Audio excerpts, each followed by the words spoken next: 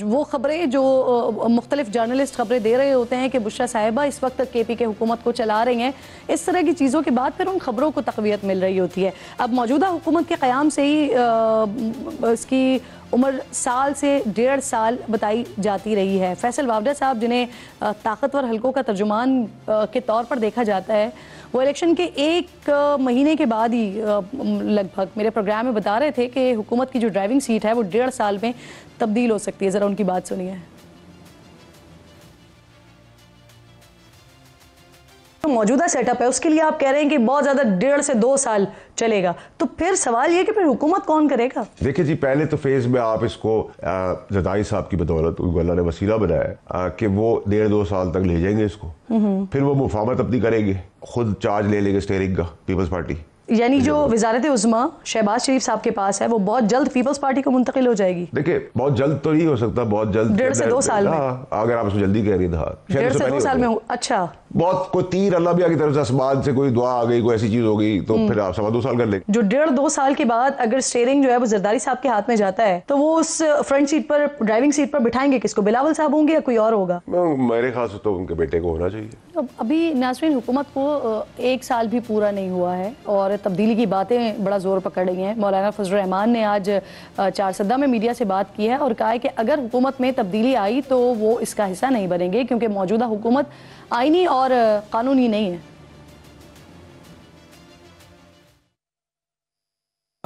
چل رہی ہے میں کہ فروری میں جو ہے نا حکومت چینج ہو رہی ہے، جو ڈرائیونگ سیٹ ہے وہ شہباز شریف سے لے کے بلاول کو دی جا رہی ہے، اس بارے میں کیا کہیں گے؟ ہمارے لیے الیکشن دھاندلی کا الیکشن ہے۔ یہ حکومت بھی کوئی قانونی حکومت نہیں ہے، آئینی حکومت نہیں ہے، بس ایک زبردستی والی حکومت ہے۔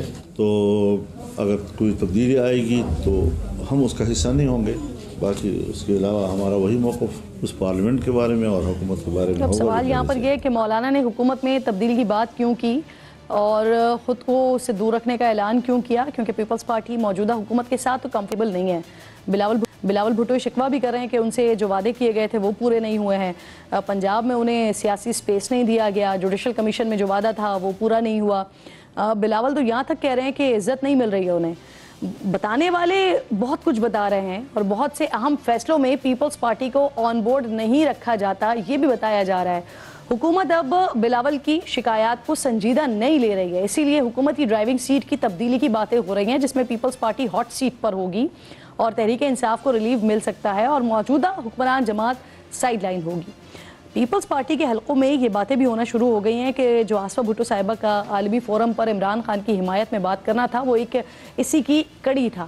پیپلز پارٹی کے سینئر عہدیدار تو پر امید ہیں کہ تحریک انصاف کا ان کے ساتھ براہ راست کوئی تصادم نہیں ہے، اس لیے وہ بآسانی پیپلز پارٹی کے ساتھ چلنے پر راضی ہو جائیں گے۔ تو کیا خان صاحب کا جو آخری کارڈ کی بات ہو رہی ہے وہ یہی کارڈ تو نہیں ہے کہ پیپلز پارٹی کے ساتھ ڈیل بنا کر موجودہ حکومت کو تبدیل بھی کر لیں اور اپنے لیے کچھ سپیس بھی حاصل کر لیں، ریلیف بھی حاصل کر لیں؟ یہ بڑا امپورٹنٹ ہے اور اس بیان کی موجودہ حالات میں اہمیت اس لیے بڑھ گئی ہے کہ تحریک انصاف کے احتجاج سول نافرمانی کی تحریک کی دھمکی کے ساتھ مولانا فضل الرحمان نے بھی سڑکوں پر آنے کا اشارہ دے دیا ہے۔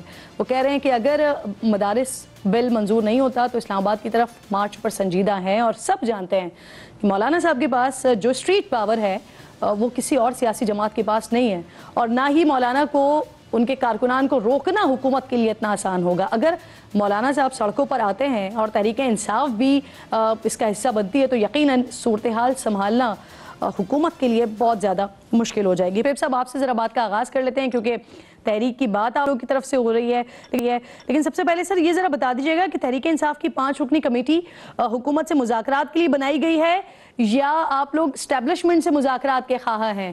یہ بنائی کس لیے گئی ہے کمیٹی؟ دیکھیں، جب کبھی مذاکرات کی آفر آئے گی تو اس لیے کمیٹی ہے۔ مذاکرات کہیں سے بھی ہو سکتے ہیں، مذاکرات حکومت سے بھی ہو سکتے ہیں، مذاکرات اسٹیبلشمنٹ سے بھی ہو سکتے ہیں۔ چونکہ یہ حکومتی عہدیدار یا یہ جو حکومت والے لوگ ہیں یہ تو بے اختیار لوگ ہیں، ان کے پاس تو کوئی اختیار و اقتدار تو ہے نہیں۔ چونکہ یہ 2 چودھریوں کے درمیان اگر کوئی لڑائی ہو تو 2 چودھری ہی بیٹھ کے بات کر سکتے ہیں نا۔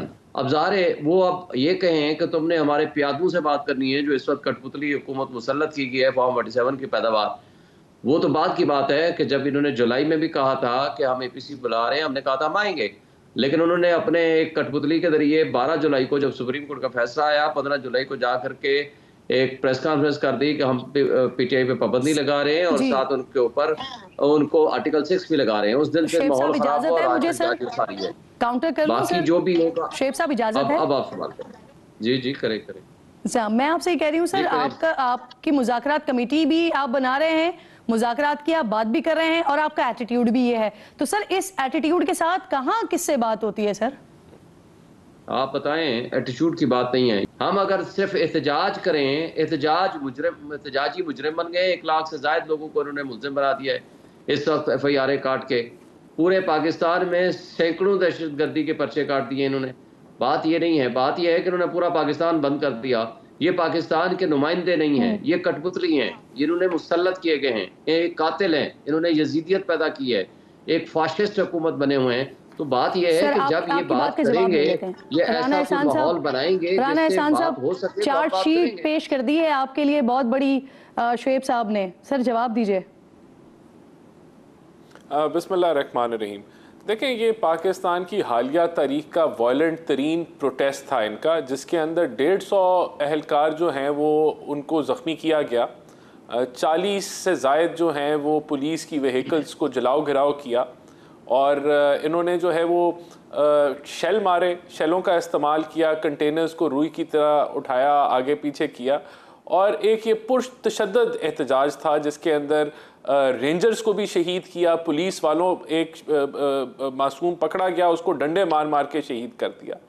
تو اس سے زیادہ پرتشدد اور ان کا بیلاروس کے صدر کا ہونا اور اسلام آباد کے ہائی کورٹ کا ان کو منع کرنا, اور اس کے باوجود یہ لاشوں کی تلاش میں نکلے, اور جب ان کو وہ لاشیں نہیں ملیں تو انہوں نے جھوٹے پروپیگنڈا کا جو ہے وہ ساتھ لیا اور دنیا بھر میں پاکستان کی ساکھ خراب کی کہ جی کوئی میسیکر ہو گیا, اور آرٹیفیشل انٹیلیجنس کے امیجز لگائے, فلسطین کی پرانی تصویریں 5-5 سال ان کے سوشل میڈیا نے پروپیگنڈا کیا. معاملات کو لے کے جانا ہے سر, آپ کا بھی اتنا سامنے والی پارٹی کا بھی اتنا سخت موقف, تو اتنے سخت موقف کے ساتھ کیا مذاکرات ہو سکتے ہیں سر؟ کیا بات بڑھ سکتی ہے آگے؟ نہیں, سب سے پہلے تو یہ جو انہوں نے قانون کو کی جو دھجیاں اڑائی ہیں اور جس طریقے سے انہوں نے دھاوا بولا ہے صوبائی قوت کے اوپر اور صوبائی وسائل استعمال کرتے ہوئے, اس کا احتساب ہوگا اور پرزور احتساب ہوگا. دیکھیں, مجھے تو یہ سمجھ نہیں آتی, ابھی انہوں نے کال دے دی ہے سول نافرمانی کی, تو بھئی آپ پاکستان سے دشمنی کیوں کر رہے ہیں؟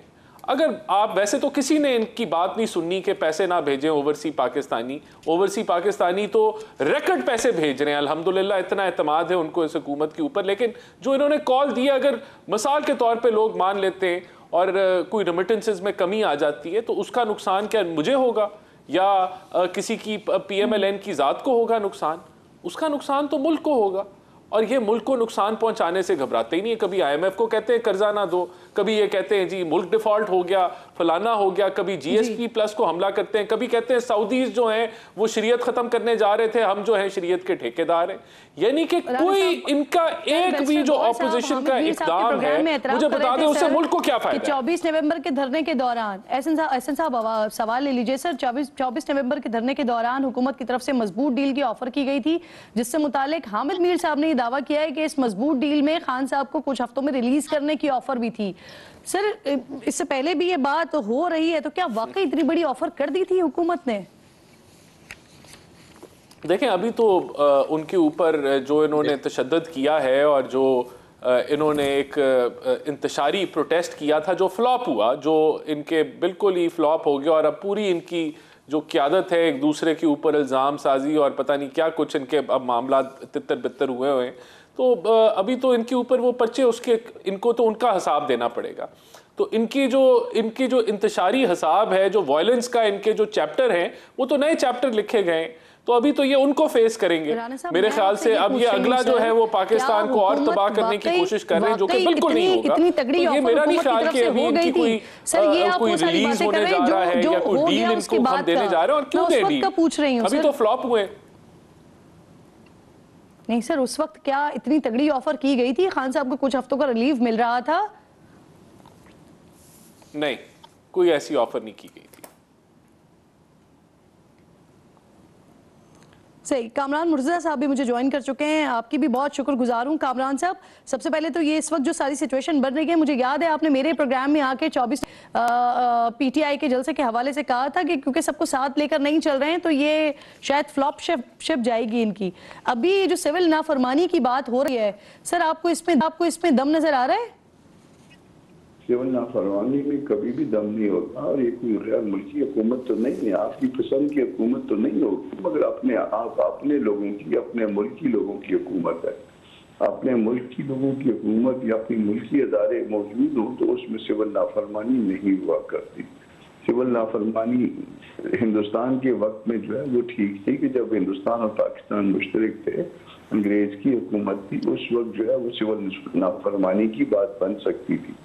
آج یہ سول نافرمانی کی بات نہیں ہے. آپ کو مسلم لیگ پسند ہو سکتی ہے, آپ کو پیپلز پارٹی پسند ہو سکتی ہے, آپ کو یہ دونوں جماعتیں ناپسند ہو سکتی ہیں, پی ٹی آئی پسند ہو سکتی ہے, ناپسند ہو سکتی ہے, مگر ان ادوار میں سول نافرمانی کرنا ممکن نہیں ہے, درست نہیں, غلط ہے, اور اس کے لیے پریچ کرنا وہ اس سے بھی غلط ہے, اور اسپیشلی ان کے لیے غلط ہے جو حکومت میں رہ چکے ہیں, وزارت عظمیٰ تک جو ہے پہنچ چکے ہیں. جی. دوسرے جو ہے نا وہ ہمارے جیسے لوگ جو مرضی کہتے رہے, ان سے بات فرق نہیں پڑتا.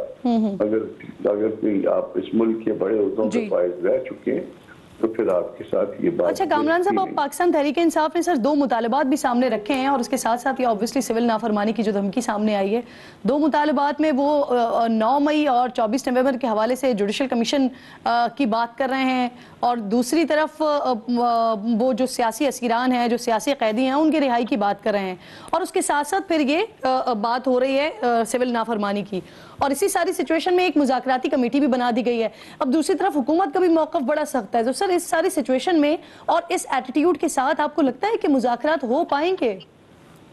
دیکھیے, پہلے تو جوڈیشل کمیشن کی جو بات ہے وہ جوڈیشل کمیشن کا سکوپ بڑا لیمیٹڈ ہوتا ہے, اور اگر اس میں جوڈیشل کمیشن آپ کو مل بھی جائے تو پھر اسٹل جو ہے نا اس کی رپورٹ جو آئے گی, پہلے تو پتہ نہیں کہ وہ رپورٹ کیا آئے گی, اور پھر جب آئے گی تو گورنمنٹ میں ایگری, گورنمنٹ میں ناٹ ایگری.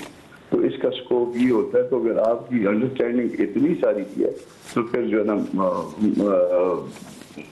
آپ اس میں سول نافرمانی کی کال یقیناً دے سکتے ہیں. پھر آپ سے کوئی گلہ نہیں ہے, شکوہ نہیں. دوسری بات جو ہے وہ آپ کے قیدیوں کی بات ہے.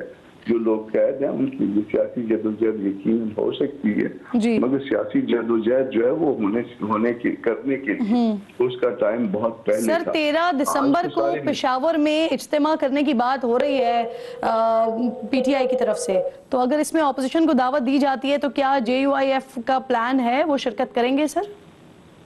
پہلے تو بات بتائیے نا کہ دعوت کون دے گا؟ کیا وہ لوگ جو کمپرومائز ہیں وہ دعوت دیں گے؟